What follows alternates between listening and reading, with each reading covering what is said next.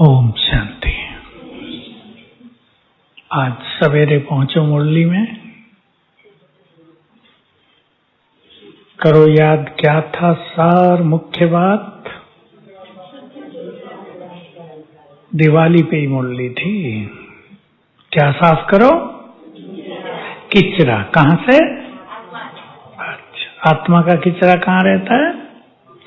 मन और बुद्धि में, संस्कारों में। एक ही लहर थी बाबा की, बच्चे तुमने बहुत किचरा भर लिया है। बाप है ना, प्यार से समझाता है, बात करता है। किचरे से क्या हुआ? बोलो। आत्मा मैली हो गई। किचरे से क्या हो जाता? जहाँ किचरा बहुत होता है, बदबू। जीवन में दुर्गुणों की दुर्गंध फैल गई, सुख शांति लोप होती गई। हो गई या नहीं? कैसे साफ करना है किचरा? याद से, योग बल से, योग अग्नि से इस किचरे को जलाना है। दिवाली पे तो सभी माताएं ज्यादा करती हैं, घरों में सफाई बहुत। बाबा कहा करते थे, मुरलियां चलाई हैं कि चारों कोनों की सफाई की जाती है, मतलब कहीं भी गंदगी ना रहे। अपनी भी चारों कोनों की सफाई कर दो। सब कुछ, मन की भी, बुद्धि की भी, संस्कारों की भी, कर्मों की भी, जहां भी सफाई की जरूरत है उसे करो। इस गंदगी ने, इस किचरे ने और क्या नुकसान कर दिया हमें? देखो, सोचो। आत्मा में बहुत लाइट थी, हमारे अंदर बहुत ज्यादा प्रकाश था। कम होता आया था, बहुत कम हो गया, लेकिन किचरे ने उसको और ढक दिया ना। बहुत कम हो गया, इसलिए चेहरों पर रौनक नहीं रही मनुष्य के। तो आज हम विचार करेंगे, और विचार ही नहीं, आज की मुरली से सभी कुछ न कुछ सफाई जरूर करेंगे अपने अंदर। और जब हम अपनी मन बुद्धि को स्वच्छ करेंगे तो स्वच्छ करने के बाद कुछ भरेंगे भी उसमें। भरना इसलिए जरूरी होता है, खाली होगा तो क्या हो जाएगा? फिर भर जाएगा ना। खाली में गंदगी फिर भर जाएगी। हम उसे कुछ अच्छी चीजों से भरपूर कर दें, तो घर में सफाई करके सुंदर चीजें भी रख दी जाए तो घर की शोभा भी बढ़ जाएगी ना। केवल सफाई कर देने से अच्छा लगेगा। जैसे गीत बहुत अच्छा बजाया, बाबा ने हमें अपना बनाया और क्या दे दिया? बहुत सुख दिया। बहुत सभी अनुभव करें इस चीज को कि बाबा क्या बनने के बाद हमें बहुत सुख मिल गया। सबको मिला है, शुरू में ही बहुत सुख मिल जाता है। ईश्वरीय नशा चढ़ते ही, योग लगते ही सुख मिलना प्रारंभ हो जाता है। मुरली बहुत सुख देती है, रोज सवेरे देती है या नहीं? अच्छी बातें याद रहें, बुद्धि में चलती रहें तो सुख मिलता रहेगा। और कोई भी चिंता लग जाए तो सुख छिनता रहेगा ना, गड़बड़ होती रहेगी। तो हम अब चिंतन करेंगे आप सभी, कौन कौन सा किचरा मनुष्य अपने अंदर भरता है। केवल ब्राह्मणों को नहीं देखेंगे, दुनिया में भी मनुष्य ने कौन कौन सी गंदगी अपने अंदर भर ली है, जो जीवन में सुगंध नहीं रही, खुशियां नहीं रही, परेशानियां बढ़ती गई। बोलो, भाई बताएंगे पहले। दूसरे के अवगुणों को अपने चित्त में धारण कर लिया। भगवान को तो क्या कहा मीरा ने? प्रभु मोरे अवगुण चित्त न धरो। जानकी दादी क्लास कराया करते थे जब बाबा व्यक्त हुए ना। भगवान को कहते थे मेरे अवगुण चित्त न धरो, और अपने को कहते थे हम सब के अवगुण चित्त धरेंगे। तो जब हम ही नहीं छोड़ते तो फिर भगवान से कैसे कामना करेंगे कि वो हमारे अवगुण चित्त पे न रखे। तो दूसरों के अवगुण चित्त पे रख लेना, अर्थात हमने उनको धारण कर लिया है।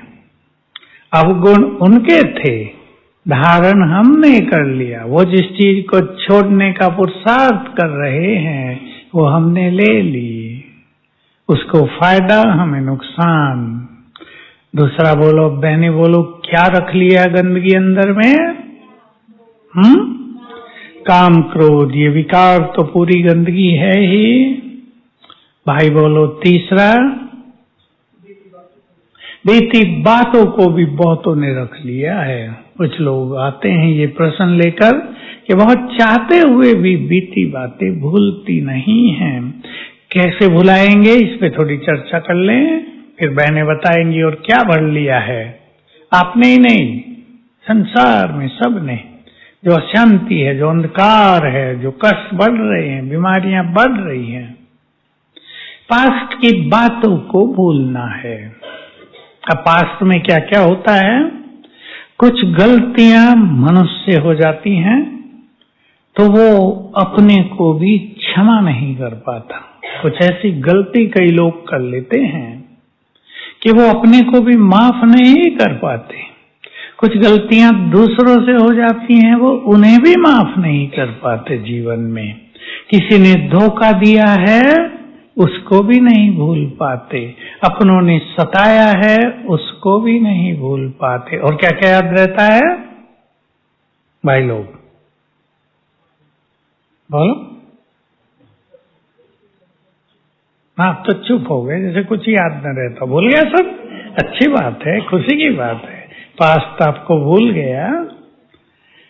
कुछ माताओं ने अपने पास्ट के जीवन में अपने प्रिय जनों की मृत्यु देखी है, उसका गहरा इफेक्ट वो उसे याद नहीं करते, लेकिन इसका गहरी बुरी छाप दिमाग पे छा गई है जो उसे सुखी नहीं रहने देती।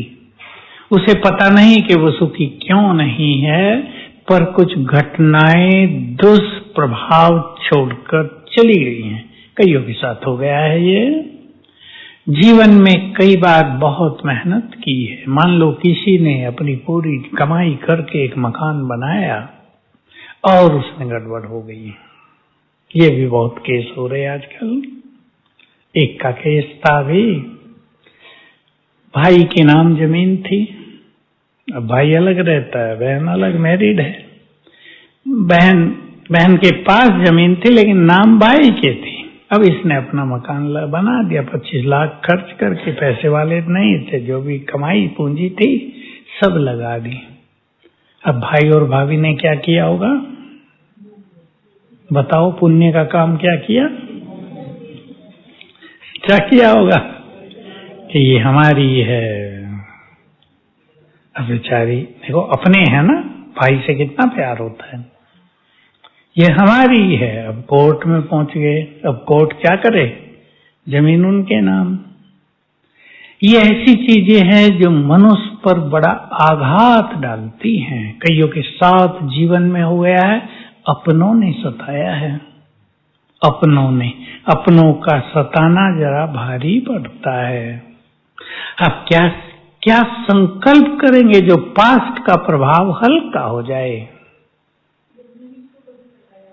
हाँ, हमने भी उसको कभी सताया होगा तो और दुख हो सकता है ना। हमने भी बड़ा खराब काम किया, उसने भी किया।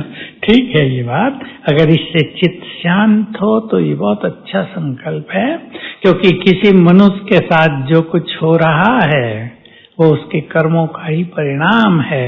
बिना कर्मों के कुछ भी हो नहीं रहा है, एक पल नहीं कुछ हो रहा है। अब चिंतन करेंगे जो बीत गया। देखो, चिंतन से ही ये चीजें भूलेंगी। जो बीत गया वो बोलते जाओ, पूरा हो गया ना। पापा बहुत अच्छी चीज कहते थे, उसको वापस रिपीट होने में 5000 साल लगेंगे। अब ये सोच के कि पूरा हो गया चाहे हमने कोई गलती की थी, अज्ञानवश की थी, लोभवश की थी, हम हिंसक थे, हिंसावश कोई बड़ी गलती कर दी, वो पूरा हो गया। तब हम अज्ञान में थे, अब हमें ज्ञान मिल गया है। बस अब उससे सीख लेते हैं हम कि वो गलती हम दोबारा नहीं करेंगे। हल्का कर दो, पूरा हो गया। अब मुझे चिंतन करें। अभी सबको ही पास भूलना होता है, सबको ही कुछ ना कुछ याद आता है। चिंतन करें सभी, अभी मुझे स्वयं भगवान मिले हैं, मुझे उनसे ईश्वरीय सुख लेने हैं, मुझे उनसे वरदान लेने हैं, मुझे अब पास्ट की बातों को याद करके अपने वर्तमान को विषैला नहीं करना है। ठीक बात है ना? चिंतन, जितना अच्छा चिंतन होगा उतनी सब कुछ भूलता जाएगा। ये दिन दोबारा नहीं आएंगे। बहुत भाग्यवान आत्मा हूं मैं, जो ये सुंदर समय मेरे पास आया है। भगवान सामने है, सत्य ज्ञान दे रहा है, वरदान शक्तियां दे रहा है, मेरा भाग्य बना रहा है। इस समय दोबारा नहीं आएगा, इसको मैं ऐसे वैसे चिंतन में नहीं बिताऊं। ये अपने से इस तरह बातें करने से आत्मा को बहुत बल मिलता है। इसलिए बुरे चिंतन को इस सुंदर चिंतन से समाप्त करेंगे। ठीक है? पसंद है? नहीं तो ये चिंतन, जो पास्ट का चिंतन है, ये हमारी शक्तियों को नष्ट करता रहता है। एक बात पे ध्यान देंगे, मैं बहुत सुनाता हूं क्लासेज में, वो हमारे हर संकल्प से एनर्जी पैदा होती है। एनर्जी तो समझते हैं ना सभी, शक्तियां पैदा होती हैं, वाइब्रेशंस पैदा होते हैं। अब बुरी बात कोई हमने अपने दिमाग में समा के रख ली है, जो हट नहीं पा रही है। कई लोग कहते हैं बहुत हटाना चाहते हैं, हटती नहीं, बार बार आती है, तो उससे बैड एनर्जी फैलेगी ना, ब्रेन में जाएगी, पूरे शरीर में फैलती है, बाहर फैलती है, संबंधों पर उसका असर होता है, नुकसान होगा ना बहुत ज्यादा। इसलिए ये गंदगी है, इसको अब रखना नहीं है। अब सब संकल्प कर ले, पास्ट की हर बात को समाप्त करना है। किसी ने धोखा दिया था, और सब वर्तमान में भी याद रखेंगे भाई बहनी सभी, दूसरे की संपत्ति सुख नहीं देगी। ठीक सिद्धांत है या नहीं?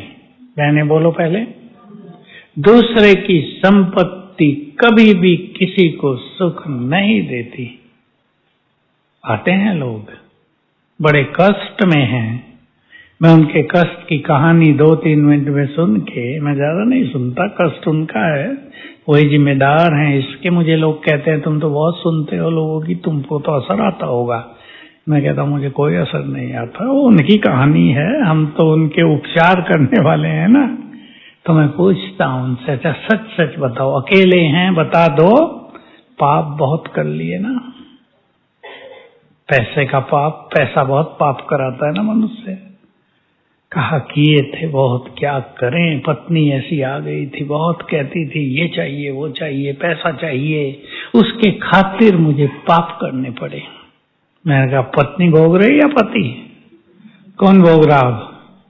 अब तो खुद को भोगना पड़ रहा है।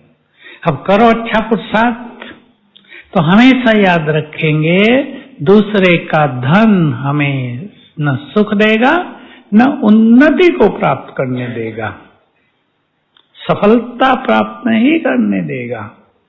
बहुत लोगों के अनुभव है, उन्हें सफलता नहीं मिलती। आजकल युवा वर्ग में अच्छे पदों पर जाने का कंपटीशन बहुत रहता है, बहुत अच्छी बात है।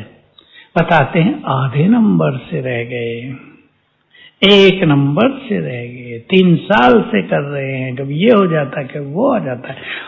उसमें उनके कर्मों की ये बाधा है। सफलता का मार्ग कोई कर्म रोक रहा है, नहीं तो अच्छे अच्छे पदों पर पहुंच जाए फटाफट। एक व्यक्ति मुझे अभी मिला, मुझे बहुत अच्छा लगा, मैं दिल्ली से आया ट्रेन में, वो यंग मैन था, बड़ा हंसमुख सा, मेरे से पूछने लगा कई बातें। मैंने पूछा आप तो अपना परिचय दे ही नहीं रहे।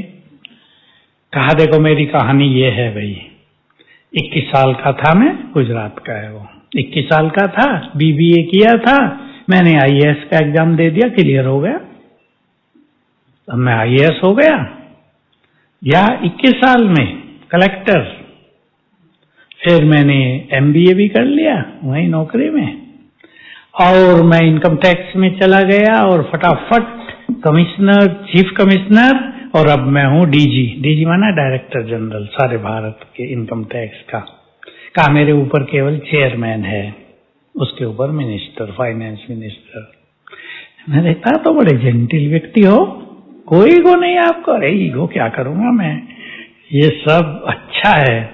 मैंने कहा परिवार, पत्नी कोविड में चली गई, एक लड़की है 8 साल की, वो दादा दादी के पास रहती है, उनमें मस्त है, वो मुझे याद भी नहीं करती।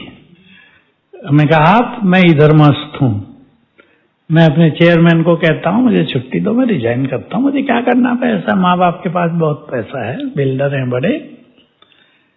कहा मुझे इतनी सैलरी मिलती है, पेंशन मिलेगी, वो पेंशन ही इतनी होगी, वो भी मेरे को ज्यादा होगी, बचती रहेगी, मैं नौकरी छोड़ता हूँ। मैंने कहा क्यों छोड़ते हो? कहा अरे भाई 12 घंटे काम करना पड़ता है रोज, अपना जीवन तो रहा ही नहीं कुछ। आजकल ये बहुत बड़ी समस्या है। तो मुझे बड़ा अच्छा लगा, देखो ये व्यक्ति भाग्य लेकर पैदा हुआ, बेचारा शायद रात अपना काम भी करता रहा, क्योंकि विदेशियों के कुछ उन्हें सुनने पड़ते हैं। मुझे कहा आप सो जाओ, मैं जगाऊंगा आपको, आप रोड़ाते ही। तो इससे पहले पालना शायद आता है, मुझे वहां जगा दिया, आ गया आपका रोड। अभी तो 3:45 बजे, अभी नहीं आया। अच्छा सो जाओ, मैं जग रहा हूँ, तुम्हें जगाऊंगा। फोन नंबर लिया, मैं कांटेक्ट में रहूंगा, मुझे आना आपके पास, हमारा वो व्यक्ति ज्ञान में चलता है आपके यहाँ, बहुत अच्छा है। तो देखो ये भाग्य की बात है ना। मैं कहा आप तो लगता है मुझे बहुत इंटेलिजेंट रहे हो, जो 43 साल की 43 की आयु में DG बन गए, director general income tax department के। तो कर्म मनुष्य पर बहुत श्रेष्ठ प्रभाव डालते हैं, बुरे कर्म बुरा। तो आज सभी आप चिंतन करेंगे, पास्ट को भूलना है या नहीं? जो भूलना चाहते हैं हाथ उठाना जरा, शुरू करो। वैर भाव ईर्ष्या द्वेष। कई लोग दूसरों को आगे बढ़ता देखकर ईर्ष्या में रहते हैं। भाइयों को भी रहती है, पर बहनों को थोड़ी ज्यादा रहती है, बुरा ना मानना, रहती है या नहीं? दुनिया में भी ये बात मानी गई है कि नारी शक्ति ईर्ष्या का ज्यादा शिकार होती है। नुकसान किसे होता है? किसे होता है नुकसान? खुद को। जो व्यक्ति दूसरे से ईर्ष्या कर रहा है, अभी सुने ध्यान से, भाइयों को भी रहती है। कब होती है कि आप बहुत योग्य हैं और दूसरे व्यक्ति को आगे बढ़ाया जा रहा है, आप योग्य हैं, आपको नहीं बढ़ाया जा रहा, तो ईर्ष्या होती है। और भी कुछ कारण हो जाते हैं, किसी का नाम ज्यादा हो रहा हो, किसी की महिमा ज्यादा हो रही हो, दूसरे को ईर्ष्या हो सकती है। करें चिंतन अब अच्छी तरह। एक है हमसे कोई ईर्ष्या करे, दूसरा है हम किसी से ईर्ष्या करें। हमें क्यों नहीं करनी चाहिए? एक तो कोई और हमसे ईर्ष्या कर रहा है, हम संकल्प करें हमें किसी की ईर्ष्या आगे बढ़ने से रोक नहीं सकती। एक अच्छी ईर्ष्या भी होता है, जिसे हेल्दी कंपटीशन इंग्लिश में कहते हैं, वो बहुत अच्छी चीज है। ये आगे बढ़ रहा तो हम इससे आगे बढ़ें, ये सुंदर संकल्प होता है। लेकिन एक संकल्प कर दें, किसी की ईर्ष्या मुझे आगे बढ़ने से रोक नहीं सकती। संकल्प कर लो, तुम ईर्ष्या में जलते रहो, हम आगे बढ़ते रहेंगे। प्रभावित ही नहीं होना, कौन क्या बोल रहा है, कौन क्या कमेंट्स कर रहा है। जो व्यक्ति इसके प्रभाव से ऊपर निकल जाए वो महान बन जाता है, और जो दूसरे के बोल सुनकर रुक जाए वो तो रुक गए। इसलिए जिसको आगे बढ़ना है तो दूसरे के कमेंट्स, दूसरे के कटाक्ष, दूसरे के बोल ऐसे वैसे सुनकर रुकेंगे नहीं। बोलो, भाइयों को पसंद है? रुकेंगे नहीं कि कोई ईर्ष्यावश भी कुछ बोलता है। हमें किससे ईर्ष्या नहीं रखनी है। कैसे? दूसरा व्यक्ति अपनी योग्यताओं से आगे बढ़ रहा होगा, वो अपने श्रेष्ठ भाग्य से आगे बढ़ता है, हो सकता है भगवान की नजर उस पे हो, वो उसे आगे बढ़ा रहा हो, मुझे भी अपनी मेहनत से आगे बढ़ना है। ईर्ष्या हमारी शक्तियों को जलाती है, हमें आगे बढ़ने से रोकती है। एक सुंदर सिद्धांत सुन लें, भाई लोगों के काम आएगा बहुत। आप दो साथी थे बचपन से, एक बहुत आगे बढ़ गया, दोनों की इक्वल क्वालिफिकेशन थी, दोनों की अच्छी नौकरियां थी, एक आगे बढ़ता जाता है। अब उसके लिए आपके मन में ईर्ष्या होती है। हम दोनों एक साथी, दोनों होशियार पढ़ने में, देखा वो बहुत आगे निकल गया, तो क्या होगा? आप उस व्यक्ति से ईर्ष्या नहीं कर रहे हैं। किससे ईर्ष्या कर रहे हैं? उसकी सक्सेस से, उसकी उन्नति से, उसकी प्रोग्रेस से। तो जिससे आप ईर्ष्या कर रहे हैं वो आपके पास कभी नहीं आएगी। कन्याएं बैठी है ना, सुन ले ध्यान से।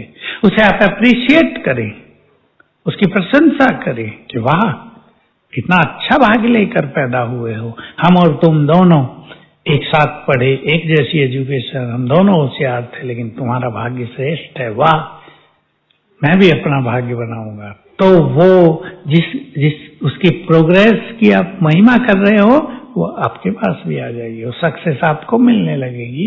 ये सुंदर सिद्धांत सभी याद करके ईर्ष्या द्वेष से पूरी तरह मुक्त हो जाए। अभी हम ईश्वरीय ज्ञान पर आ गए हैं।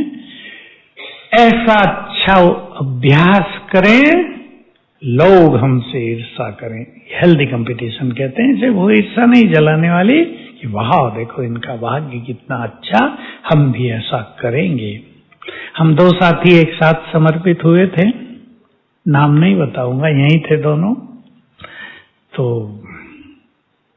उसने ज्यादा उन्नति नहीं की, तो मैं क्लास करा के आता था ना, वो मुझे हर बार मिलता था रास्ते में, कहता था, गुरुजी कहता था भावना से, आप और हम एक साथ बाबा के पास आए थे, आप कहाँ चले गए? मैं इस केबिन में ही बैठा हूँ।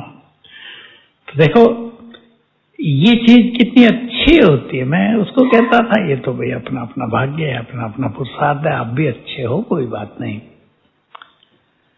तो हम ईर्ष्या की गंदगी को अपने अंदर नहीं आने देंगे। एक बहुत बड़ी गंदगी है मनुष्य के अंदर, बदले की भावना और वैर भाव है या नहीं?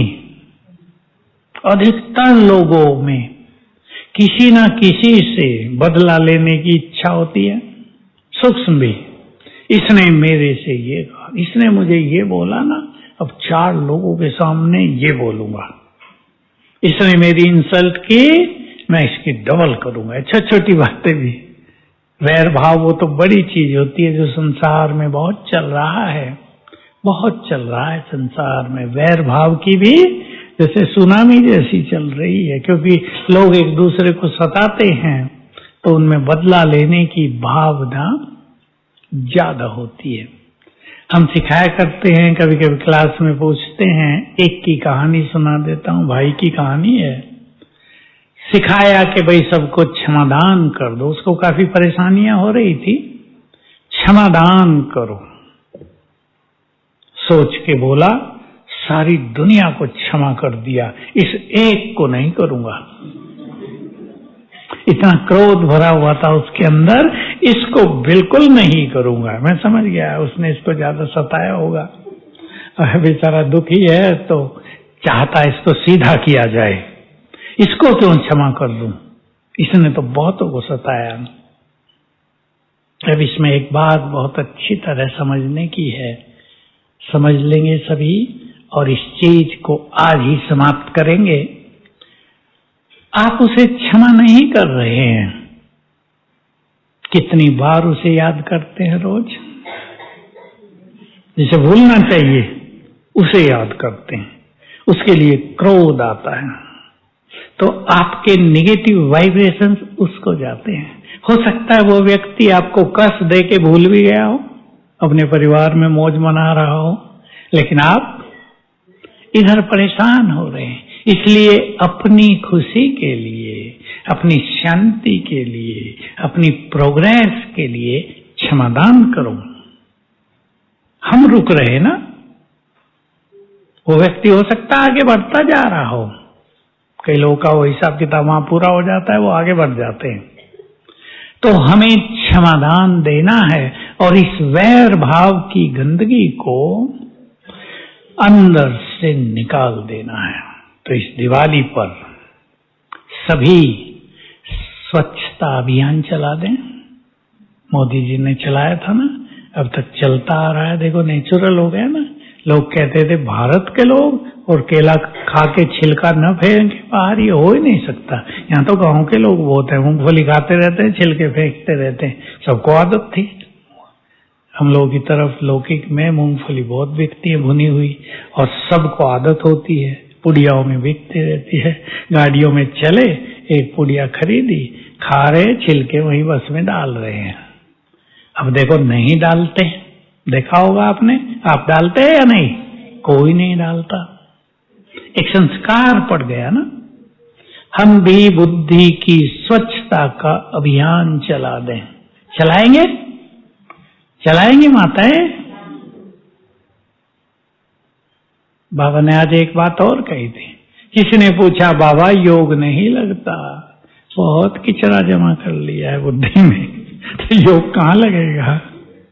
भगवान कहाँ बैठेगा? बदबू हो रही है। स्वच्छ करें अपनी बुद्धि को। अब इसका दूसरा पहलू सोच लें। बुद्धि स्वच्छ होगी तो बुद्धि में क्या क्या आ जाएगा? यह है सबसे इंपॉर्टेंट बात, जानने की भी और करने की भी। स्वच्छ बुद्धि में ही तो भगवान बैठेगा। आज बाबा की मुरली में था, जो एवर प्योर है, जो सुखदाता है, उसको सर्वव्यापी कह दिया। तुमने डिफेम कर दिया मुझे। भला एवर प्योर, संपूर्ण पावन, सदा पावन जहां रहता हो, वहां विकार आएंगे? कैसी बड़ी भूल कर दी। तो बुद्धि को स्वच्छ करेंगे तो सबसे पहले कौन बैठेगा उसमें? बाबा, स्वयं भगवान, अर्थात उसकी याद रहेगी बहुत, इसी योग हो जाएगा। दूसरी बड़ी चीज ऐसी बड़ी है, स्वच्छ बुद्धि में ही वरदान धारण होंगे, नहीं तो वो जंप दे के बाहर निकल जाएंगे। हमें अपने जीवन को वरदानी जीवन बनाना है। ऐसा वरदानी जीवन कि भक्ति में हमारी मूर्तियां भी वह वरदान देती रहें। देवियों से तो सिद्धि मांगते हैं ना लोग, मांगते नहीं, साधना करते हैं उनकी, और सिद्धियां उन्हें मिलती है। शायद दिवाली पे भी करते हैं बहुत लोग ये काम। तो हमें वरदानों को समाना है अपनी श्रेष्ठ बुद्धि में। चाहिए या नहीं? कुछ वरदान हैं अपने लिए, कुछ वरदान हैं अपने परिवार के लिए, कुछ वरदान हैं विश्व कल्याण के लिए। तीनों तरह के वरदान चाहिए। देखो, एक बहुत सुंदर वरदान है स्थिर बुद्धि का। स्थिर बुद्धि, जिसकी बुद्धि स्थिर हो गई वही तो सर्वश्रेष्ठ योगी बनेगा ना। एकाग्रता से ही हमें बहुत शक्तियां प्राप्त होती हैं, वरदान प्राप्त होंगे। तो बुद्धि को स्वच्छ करेंगे तो वरदान इसमें बढ़ते जाएंगे। मैं बाबा की दो बातें सुनाता रहता हूं, आप भी सुन लें। वरदानों को धारण करने की शक्ति उनकी बुद्धि में आती है जो लंबा काल ईश्वरीय नशे में रहते हैं। अब जिसको वरदान चाहिए, आपको वरदान चाहिए विघ्न विनाशक का, बहुत बड़ा वरदान है विश्व के लिए। लोग हमारे सामने आए, दृष्टि दें, सिर पे हाथ रख दें, 2 शब्द बोल दें, उनके विघ्न नष्ट हो जाएं। दुखी आत्माएं आए, वरदान हो दुख निवारण का, दृष्टि दें, 2 वचन बोलें, आत्माएं दुखों से मुक्त हो जाएं। यही तो बड़ी चीजें हैं जो आने वाले समय में सभी को बहुत करनी होंगी। सबके द्वार पर भीड़ लगने वाली है, सेंटरों पे तो बहुत भीड़ लगेगी, लेकिन सेंटर की निमित्त आत्माएं यदि उस तरह योग्य नहीं है तो लोग निराश होकर जाएंगे ना वहां से, और ये अच्छी बात नहीं होगी। तो हम बुद्धि को स्वच्छ करें। वरदान के लिए बाबा ने बहुत पावरफुल दूसरी बात कही है, वरदानों में शक्ति है आग को भी पानी में बदलने की। कितनी बड़ी बात हो, आग जैसी जलाने वाली, पानी जैसी शीतल होके समाप्त हो जाएगी। तो बुद्धि को किचरे से मुक्त करेंगे तो वरदानों से बुद्धि भर जाएगी, और ये बहुत बड़ी चीज रहेगी।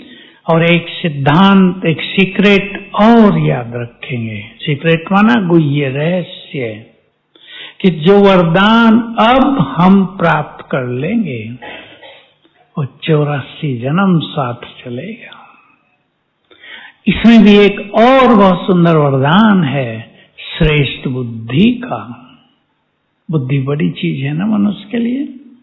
जो बहुत बुद्धिमान है उनका अलग रूप है, जो पढ़ते हैं बच्चे और फेल होते हैं उनका अलग रूप है, जिनके 50% मार्क्स आते हैं वो अलग दिखाई देंगे आपको, जिनके 95% आएंगे उनकी रौनक अलग होगी। बुद्धि का सबसे ज्यादा महत्व जीवन के हर क्षेत्र में। बुद्धि का वरदान ले ले बाबा से, दिव्य बुद्धि का, तो श्रेष्ठ बुद्धि जन्म जन्म हमारे पास रहेगी।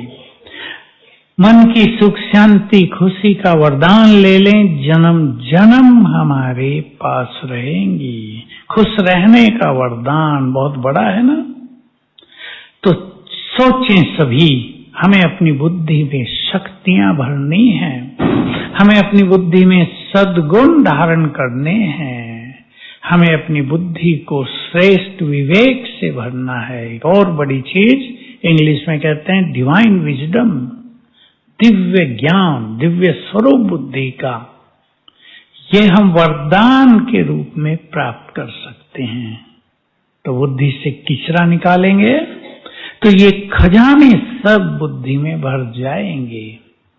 क्यों बहुतों की बुद्धि में ज्ञान नहीं ठहरता, योग भी नहीं लगता? क्योंकि बुद्धि इस गंदगी से भरी रहती है। चेक करेंगे, बुद्धिमान व्यक्ति वो, सब आप बुद्धिमान बैठे हैं, भोली माताएं भी बुद्धिमान हैं जो बाबा के पास आ गई हैं। चेक करो कौन सी गंदगी मेरी बुद्धि में भरी है, पता होना चाहिए। पता ही नहीं होगा तो सफाई कैसे करेंगे? आपके घर में पता ही ना हो कहाँ क्या खराब चीज रखी हुई है तो साफ कैसे करेंगे? तो हमें पता होना चाहिए हमने अपनी बुद्धि में क्या गंदगी भर ली है। देखो, बुद्धि ही मन को कंट्रोल करती है, बुद्धि मन को दिशा देती है। मन के बुरे विचार भी तो गंदगी का प्रतीक है ना। जिसकी बुद्धि में गंदगी ज्यादा है उसके विचार भी उतने ही गंदे, बुरे, निगेटिव होते हैं। तो सद्विवेक भरने की जगह है हमारी बुद्धि, किचरा डालने की जगह नहीं। चेक कर लें सभी अपने को, कहीं हमने अपनी श्रेष्ठ बुद्धि को, जिसको भगवान ने नाम दिया सोने का पात्र, ईश्वरीय बुद्धि, पारस बुद्धि, कितने अच्छे अच्छे नाम दिए हैं, कहीं हमारी ये ईश्वरीय बुद्धि, ये सोने का पात्र हमने डस्टबिन तो नहीं बना डाला है? चेक करेंगे बहुत अच्छी तरह। आज आपको ये चिंतन करना है, सवेरे भी चिंतन करना है, अपने को स्वच्छ करेंगे पूरी तरह। ऐसा ना हो कि गंदगी दूसरे की रख ली हमने अपने घर में, मैं एक छोटा सा उदाहरण दिया करता हूँ कि किसी ने अपने घर की सफाई करके कूड़ा थैली में डाल के बाहर रखा, आजकल रखते हैं ना म्युनिसिपैलिटी वाले ले जाते, दूसरी माता जी भाग के गई, उसको उठा के अपने घर में रख लिया। करेगा कोई ऐसा? करेगा कोई भी नहीं। लेकिन बुद्धिमान मनुष्य गड़बड़ कर रहा है, तो चेक कर लें और स्वच्छ करें। मन के विचार महान हो जाएंगे तो हमारा एक एक विचार, उससे फैलने वाले वाइब्रेशंस जग का कल्याण करेंगे। ज्ञान अमृत समा जाएगा ऐसी बुद्धि में जो स्वच्छ होगी। एक सन्यासी की बहुत अच्छी कहानी सुना करते थे कि सन्यासी कहीं कथा आदि कर रहा था, भाषण। एक माता ने कहा, मैं बहुत दुखी रहती हूँ, अशांत रहती हूँ, कल आप मेरे घर पधारो, भोजन खाओ और मुझे कुछ सिखाओ ताकि मेरे जीवन में सुख शांति आ जाए। सन्यासी जी पहुंच गए अगले दिन। माता जी ने खीर बनाई थी, दाल भी और रोटी भी। महात्मा जी कमंडल ले गए थे और आधा उसमें गोबर भर के ले गए थे। भोजन की समय हुआ, कहा अपनी खीर इसमें डाल दो। उसने कहा इसमें कैसे डाल दो, गोबर भरा हुआ है, मेरी सारी खीर खराब नहीं हो जाएगी? कहा डाल दो ना, क्या है इसमें दिक्कत। महात्मा जी उसे देखने लगे, वो उन्हें देखने लगी और तब बताया कि तुमने भी अपने बुद्धि में गंदगी भर ली ना, तो सुख शांति कहाँ डालोगी? जब तुम इसमें खीर नहीं डाल सकती तो गंदगी में सुख शांति कहाँ से ठहरेगी? तो जिनको सुख चाहिए, जिनको शांति का वरदान चाहिए, जिनको अपनी शांति को अपनी शक्ति बनाना है, ऐसी शक्ति ताकि हम सबको शांति का दान दे सकें, ऐसा सुखी जीवन ताकि हम दूसरों के दुख हर सकें, ऐसी प्योरिटी ताकि हम देव कुल की आत्माओं को पावन बना सकें, ऐसे शक्तिशाली कि हम दूसरों के विघ्न हर सकें। बनना है ना ऐसा, सबको ही बनना है, ये नहीं कोई और बनेंगे। बाबा कहा करते थे, तुम ही नहीं बनोगे तो और बाबा बच्चे कहां से लाएगा? तुम ही तो हो जिन्हें बनना है। तो एक सुंदर संकल्प करें, मुझे अपने इस जीवन को पूरी तरह सफल कर देना है, श्रेष्ठ योगी बन जाना है। और एक चीज और कह दूं अब लास्ट में, आज रात से शुरू करेंगे। जो रात को अच्छा अभ्यास करके सोते हैं वो रात को ही करके सोना, योग को सरल बनाने के लिए। इसको बाबा ने नाम दिया रूहानी ड्रिल करो। रूहानी ड्रिल क्या है? रूहानी ड्रिल अब सुन लें आप थोड़े में, और सोने से पहले एक बार कर लेना, और कल सवेरे उसी तरह योग करना, तो स्थिरता बहुत होगी, एकाग्रता, और योग में रस आएगा। पहले आत्मिक स्वरूप, अपने आत्मिक स्वरूप को देखेंगे। सबकी ज्योति जग गई है, दिवाली से पहले ही पहले बहुत जगा दी है सबने, तो यहाँ चमकती ज्योति तेज जल गई है। एक सुंदर सा विजन देता हूं आपको, विजन समझता है? चित्र। मेरी ज्योति जलने लगी, जगने लगी, बढ़ने लगी और पहुंच गई शिव बाबा तक। फिर इस ज्योति में शिव बाबा की ज्योति उतरने लगी, आएगी ना उससे लाइट, माइट आएगी, वो सब आने लगी और मेरी ज्योति बढ़ने लगी और चारों ओर फैलने लगी। फिर हम चले सूक्ष्म लोक में, बहुत स्पष्ट देखेंगे बाप दादा को। वरदानी हाथ सिर पे, दृष्टि दे रहे बाबा, बात करनी हो बात करेंगे बाबा से, कुछ देना हो मन का बोझ उसे देंगे। फिर चलेंगे परम धाम, बाबा के साथ बैठेंगे थोड़ी देर, फिर वापस आएंगे सूक्ष्म लोक, फिर वापस आत्मा। ये ड्रिल 4-5 बार कर लेना, योग फर्स्ट क्लास होगा। ओम शांति।